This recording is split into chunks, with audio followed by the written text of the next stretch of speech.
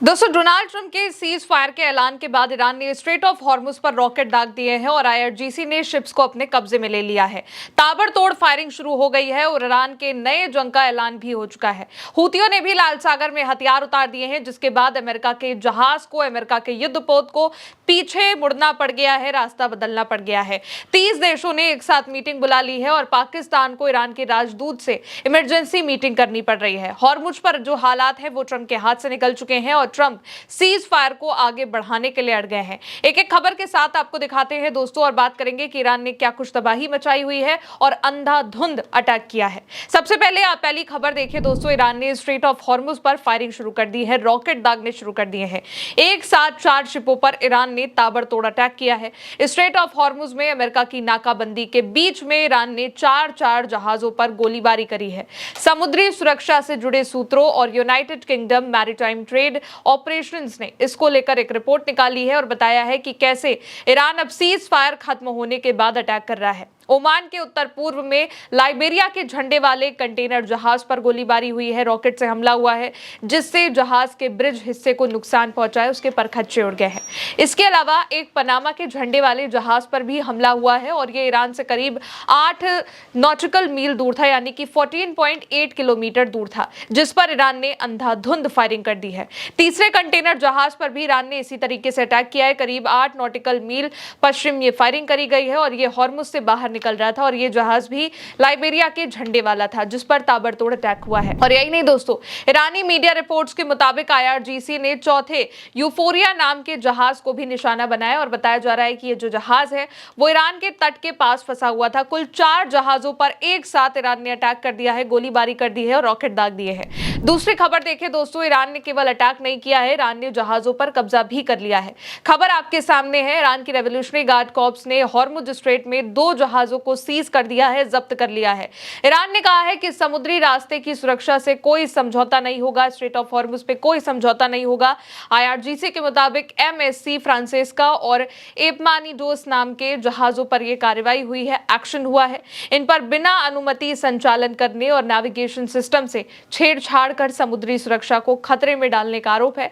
इससे पहले खबरें भी आई थी कि इन जहाजों पर फायरिंग हुई है और एक जहाज ओमान के पास हमले में डैमेज हुआ है, जबकि दूसरे को ईरान के पास निशाना बनाया गया और अब ईरान ने इन दोनों जहाजों पर कब्जा कर लिया है, उन्हें सीज कर दिया है।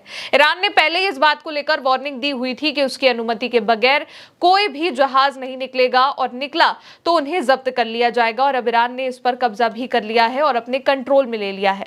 तीसरी खबर देखिए दोस्तों, केवल ईरान नहीं, हूती के अटैक के बाद भी अमेरिका के युद्धपोत को पीछे हटना पड़ गया है। हूती ने मिडिल ईस्ट पर हमला बोल दिया है और अमेरिका को खत्म करने की वार्निंग दे दी है। हूती ने अल्टीमेटम दे दिया है कि असली जंग अब शुरू हुई है और इस बार पूरा का पूरा मिडिल ईस्ट उड़ा देंगे और लाल सागर में तबाही मचा देंगे।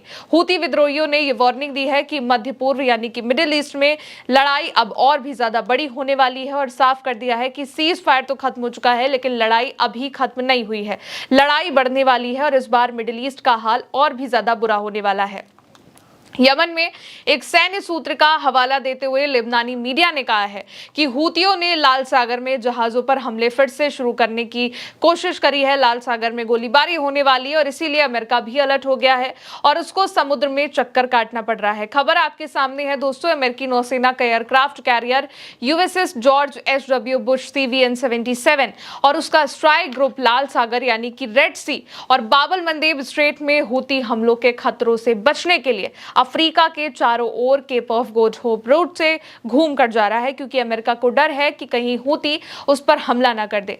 अमेरिका का जो ये एयरक्राफ्ट कैरियर है यूएसएस जॉर्ज एच.डब्ल्यू. बुश, ये यूएस के नॉरफोक बेस से रवाना हुआ था और फिर उसको समुद्र में नाम्बिया के तट के पास देखा गया और फिर ये जहाज वापस घूम गया है और 14 किलोमीटर दूर से होकर अपने रास्ते को जा रहा है।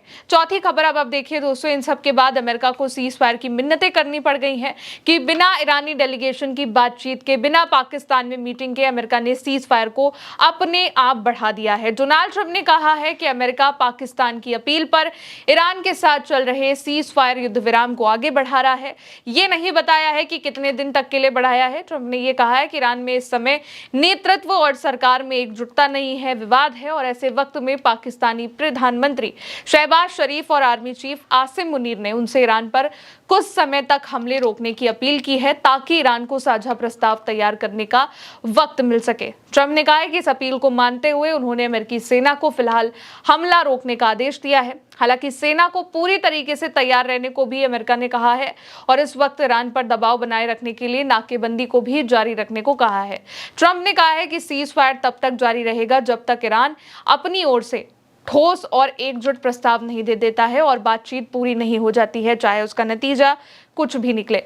लेकिन ईरान ये बात कह रहा है कि ना ही वो सीज फायर को लेकर उसकी बातचीत हुई है, ना ही वो ये चाहता है। वो केवल और केवल अमेरिका का डर है जो सीज फायर पर आ चुका है। और दोस्तों, हाल ये है कि अमेरिका का जो डेलीगेशन है वो पाकिस्तान जाने के लिए रेडी था, निकल रहा था, पर ईरान ने आने से मना कर दिया और अटैक की वार्निंग दे दी। उसी के बाद अमेरिका के डेलीगेशन को लौटना पड़ रहा है। जेडी वेंस आने वाले थे फिर से बातचीत के लिए। जेडी वेंस को अपना दौरा टालना पड़ गया है क्योंकि अमेरिका से बातचीत के लिए ईरान अब तक राजी नहीं हुआ, लेकिन फिर भी अमेरिका ने सीज फायर को बढ़ा दिया है। अब इस तनाव के बीच में 30 देशों ने मीटिंग भी बुला ली है। पांचवी खबर देखिए दोस्तों, 30 से भी ज्यादा देशों का एक ग्रुप हॉर्मुज स्ट्रेट यानी कि स्ट्रेट ऑफ हॉर्मुज को फिर से खोलने के लिए प्लानिंग कर रहा है। लंदन में इसको लेकर के बैठक हो रही है, मीटिंग हो रही है। यूके और फ्रांस ने 30 से भी ज्यादा देशों की ये बैठक बुलाई है और इससे पहले दोनों देशों ने मिलकर पेरिस में भी 40 देशों की मीटिंग बुलाई थी, लेकिन अब लंदन में ये मीटिंग दोबारा से की जा रही है। बैठक के वक्त अलग अलग देशों की सैन्य क्षमताओं, कमांड और कंट्रोल सिस्टम और क्षेत्र में फोर्स तैनाती जैसे मुद्दों पर बात भी हो रही है कि अगर स्ट्रेट ऑफ हॉर्मुज पर जरूरत पड़ती है तो कैसे कंट्रोल करना है और कैसे अपनी नेवी को वहां पर उतारना है, शिप्स को वहां पर उतारना है, क्योंकि करीब 2 महीने से स्ट्रेट ऑफ हॉर्मुज पूरी तरीके से बंद है, जिससे वैश्विक तेल और गैस सप्लाई पर भी बहुत ज्यादा असर पड़ रहा है। अब ये 30 देशों की मीटिंग का मिशन तब ही लागू होगा जब ये जो स्ट्रेट ऑफ हॉर्मुज का रास्ता है दोबारा खुल जाएगा। इसलिए इसके लिए ये देश एक अंतर्राष्ट्रीय मिशन बना रहे हैं जो कि व्यापारिक जहाजों की सुरक्षा करेगा, समुद्र में बिछी माइंस को हटाएगा और फिर से स्ट्रेट ऑफ हॉर्मुज में सुरक्षा बहाल करेगा। ये सब तभी संभव होगा लेकिन जब अमेरिका, इजराइल और ईरान के बीच एक परमानेंट युद्ध विराम होगा। लेकिन फ्रांस और ब्रिटेन समेत कई देशों ने इस मिशन के लिए जहाज और माइन हटाने वाले ड्रोन भेजने का वादा भी कर दिया है कि वो हॉर्मुज में अमेरिका को अपने वॉरशिप, सैनिक और ईरानी माइंस को हटाने के लिए हेल्प करेंगे। नाटो के कई देश उसमें शामिल हैं। यहाँ पर ब्रिटेन का ये कहना है, यूके का ये कहना है कि स्ट्रेट ऑफ हॉर्मुज पे जब फिर से चीज़ें नॉर्मल हो जाएंगी, ईरान का कब्जा जो इस वक्त है, ईरान जिस तरीके से जहाज़ों को जाने नहीं दे रहा है वो खत्म कर देगा, तब हम वहाँ पर अपने शिप्स भेज देंगे, अपने सैनिकों को उतार देंगे और तब हम अमेरिका की मदद करेंगे। इसको लेकर पहले पेरिस में 40 से भी ज्यादा देशों ने मीटिंग करी थी और अब 30 से भी ज्यादा देश इस वक्त लंदन में इसको लेकर मीटिंग कर रहे हैं। और केवल ये युद्ध दोस्तों अमेरिका के लिए नहीं, इजराइल के लिए भी मुश्किल हो चुका है। नेतन्याहू की गिरफ्तारी का वारंट जारी हो चुका है। बेंजामिन नेतन्याहू को पुलिस ढूंढ रही है। जिन देशों ने नेतन्याहू को गिरफ्तार करने की घोषणा करी है उसमें Belgium, Canada, Denmark, Finland, Hungary, Iceland, Ireland, Italy, Lithuania, Netherland, Norway, Slovenia, Spain, Sweden, Switzerland और इन देशों ने नेतन्याहू के खिलाफ युद्ध अपराध को लेकर के रिपोर्ट करी हुई है और इन देशों में नेतन्याहू के खिलाफ गिरफ्तारी का वारंट है। यहाँ नेतन्याहू को गिरफ्तार किया जा सकता है। दोस्तों, इस युद्ध में नेतन्याहू ने कई सारे युद्ध के रूल्स को तोड़ा है, अंतर्राष्ट्रीय कानून को तोड़ा है। लगातार सिविलियन एरियाज पर इजराइल की ओर से हमले किए गए हैं, चाहे वो ईरान में किए गए हों या फिर लेबनान में किए गए हों। इनफैक्ट सीज फायर जब हुआ था तो ईरान ने इस बात को कहा था कि सीज फायर लेबनान में भी लागू होगा, लेकिन उसके बावजूद इजराइल की ओर से लेबनान पर हमले जारी रहे, जो कि अंतर्राष्ट्रीय युद्ध का विरोध था।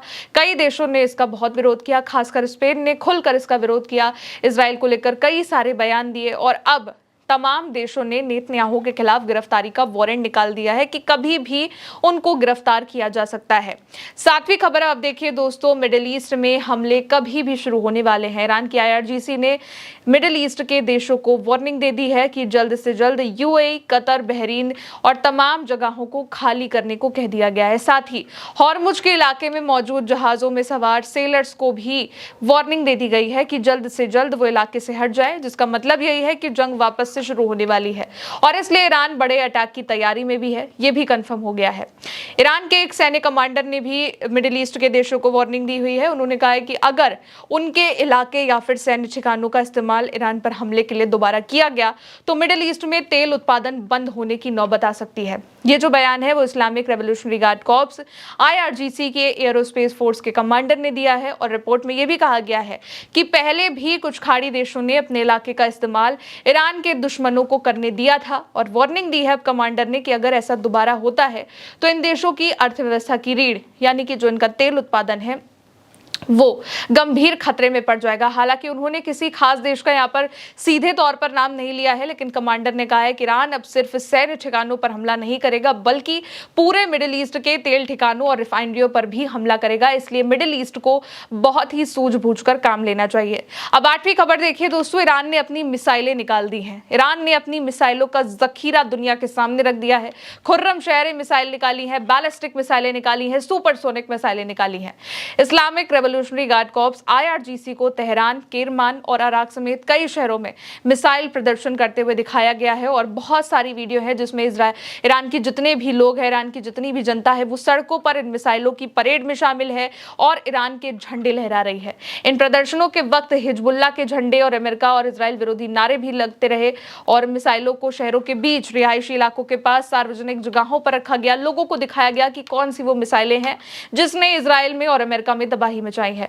और रिपोर्ट के मुताबिक ये प्रदर्शन उस वक्त हुआ है जब ट्रंप सीज फायर बढ़ाने का ऐलान करने वाले थे और तभी जितने भी लोग हैं वो इस मिसाइल परेड में शामिल हुए। और ये ईरान के लोगों की एक पहचान भी है कि जितनी बार भी हमला हुआ हो वो लगातार सड़कों पर आए हैं, प्रदर्शन किया और अब जब ईरान की जीत हो रही है तब भी वो सड़कों पर उतरे हैं, मिसाइल परेड में हिस्सा ले रहे हैं। चाहे महिलाएं हो, बच्चे हो, बुजुर्ग हो, हर कोई ईरान में इस वक्त जश्न मना रहा है।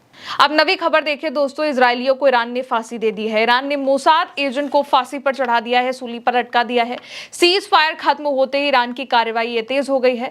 ईरान की न्यायपालिका जुडिशरी के आधिकारिक मीडिया ने यह बताया है कि मेहदी फरीद को सुबह फांसी दे दी गई है। उन पर आरोप है कि मोसाद के साथ, जो कि इजराइल की खुफिया एजेंसी है, उसके साथ व्यापक सहयोग उन्होंने किया है, जासूसी करी है और एक संवेदनशील संगठन में, सिविल डिफेंस यूनिट में वो काम करते थे। आरोप है कि उन्होंने अपने पद का फायदा उठाया और संवेदनशील जानकारी इकट्ठा करी और मोसाद को भेजी जमीन पर भ्रष्टाचार और जासूसी के आरोप में। इसीलिए उन्हें मौत की सजा दी गई है और सुप्रीम कोर्ट ने भी इस फैसले को वहां पर मंजूरी दे दी है। लगातार मोसाद के एजेंट्स को भी ईरान में पकड़ा जा रहा है। इससे पहले भी कई एजेंट्स को पकड़ा गया है, कई जासूसों को पकड़ा गया है और अब धीरे धीरे करके ईरान उनको फांसी भी दे रहा है और उनकी नागरिकता भी छीन रहा है जिन पर जासूसी के आरोप है।